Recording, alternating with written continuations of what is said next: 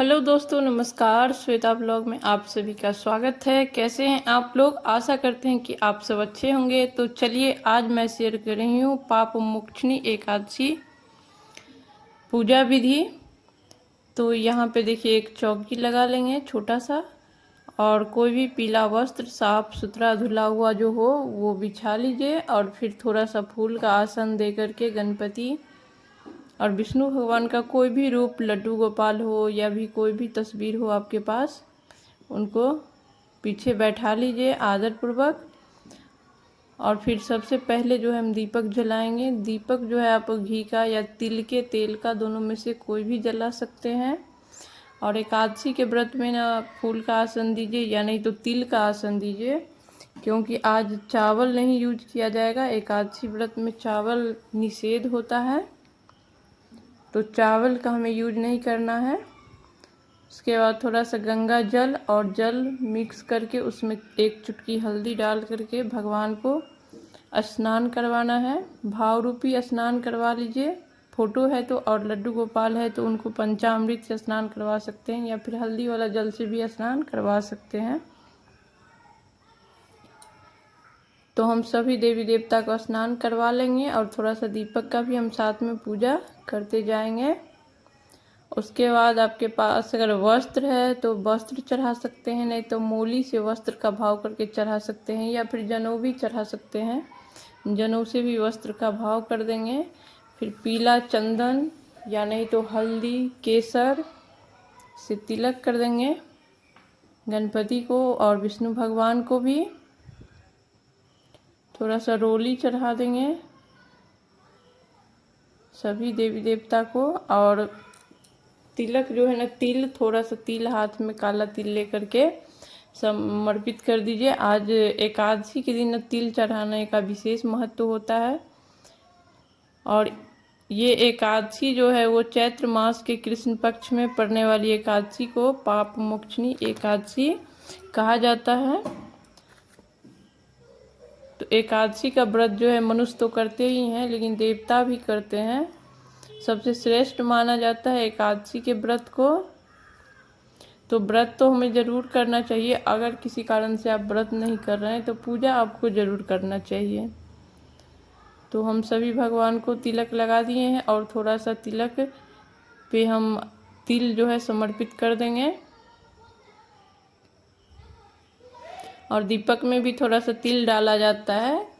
मान्यता है कि तिल जितना चटकता है दीपक में जब हम डालते हैं तो वो चटकता है, और चटकने जितना तिल चटकेगा उतना ही पाप जो है मेरे कटते हैं, ऐसा मान्यता है। इसीलिए दीपक में थोड़ा सा तिल डाला जाता है। और उसके बाद कोई भी फूल आप चढ़ा सकते हैं, लेकिन पीला फूल जो होता है वो सर्वश्रेष्ठ होता है।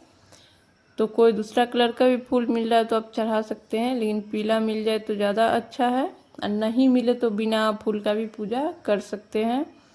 फिर गणपति को थोड़ा सा दुर्वा चढ़ा लेंगे, क्योंकि गणपति को दुर्वा बहुत प्रिय है। और विष्णु भगवान को तुलसी का मजरी चढ़ा लेंगे या तुलसी दल चढ़ा लेंगे। उनको तुलसी दल, तुलसी का मजरी बहुत ही प्रिय है। और फिर उसके बाद भोग लगा लेंगे।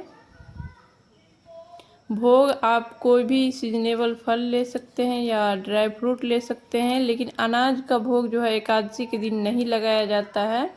ऐसी मान्यता है कि एकादशी के दिन देवता भी फलाहार ही करते हैं, अन्न ग्रहण नहीं करते हैं, इसीलिए एकादशी पे अन्न का भोग नहीं लगाया जाता है।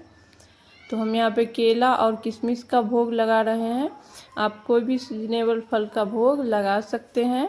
सिर्फ ध्यान इतना रखना है कि गणपति को जो भोग लगाएंगे उसमें तुलसी दल नहीं जाएगा, और जो हम विष्णु भगवान को भोग लगाएंगे उसमें तुलसी दल अनिवार्य है, उसमें डाल के भोग लगाएं। इसीलिए अलग अलग भोग लगाया जाता है।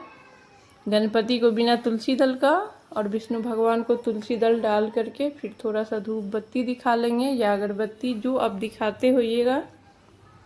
फिर दक्षिणा चढ़ा देंगे, क्योंकि कितनी भी तैयारी होती है तो कुछ ना कुछ कमी रह जाती है। और एकादशी के व्रत में जो हम पारण करते हैं उस समय हम दक्षिणा ब्राह्मण को या किसी को दान भी करते हैं, तो दक्षिणा आप जरूर चढ़ाइए। यही दक्षिणा जो है कल आप पारण के समय दान कर दीजिएगा। फिर हाथ में थोड़ा सा काला तिल और एक पुष्प ले लेंगे। और एकादशी का जो व्रत कथा होता है पाप मोक्षणी एकादशी का, वो पढ़ लेंगे या सुन लेंगे वहीं बैठ करके। और अगर व्रत नहीं भी कर पा रहे हैं ना, तब भी आप पूजा करके कथा जो है पढ़ लीजिए या सुन लीजिए। इसका भी कुछ नहीं करने से कुछ करना होता है विशेष।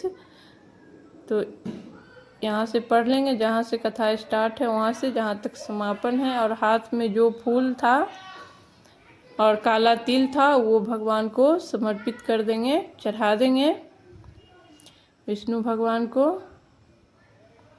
और उसके बाद जो है बहुत ही प्रेम पूर्वक कर लेंगे आरती। आरती आप अलग से भी दीपक जला के कर सकते हैं, या नहीं तो जो दीपक आप जला करके पूजा किए हैं उससे भी कर सकते हैं, या फिर कपूर जला के भी कर सकते हैं। आरती जो आपका विष्णु भगवान का आरती जो आपको आता हो वो कर ले, नहीं तो पुस्तक में भी दिया हुआ रहता है वो आरती कर लीजिए। और उसके बाद भगवान से जो कमी रह गई पूजा में उसके लिए क्षमा याचना करेंगे। दीपक शांत होने के बाद प्रसाद को जो है उसरंग करके हम उठा लेंगे, घर में सभी को प्रसाद रूपी वितरण कर देंगे। और चौकी को ऐसे ही लगे रहने देंगे। शाम को फिर से यहाँ शाम में आप दीपक जलाइए, धूप बत्ती कीजिए, और फिर जो फलहार आप कीजिएगा वो फलहार का यहाँ भी भोग लगाइए अगर व्रत कर रहे हैं तो। और उसके बाद आप खुद फलहार कीजिए और अगले दिन पारण होता है। और ये जो जल का लोटा है इसको सूर्य भगवान को अर्घ्य दे दें, या आंवला का पेड़ है तो उसमें डाल दें, या केला का पेड़ है तो उसमें भी डाल सकते हैं। तो इसी तरीके से एकादशी व्रत का पूजा किया जाता है, पाप मोक्षणी एकादशी। और इस बार जो है 25 मार्च को किया जाएगा और 26 मार्च को पारण किया जाएगा। तो आज का वीडियो यहीं पे समाप्त करते हैं, फिर मिलेंगे किसी नए वीडियो के साथ। तब तक के लिए नमस्कार।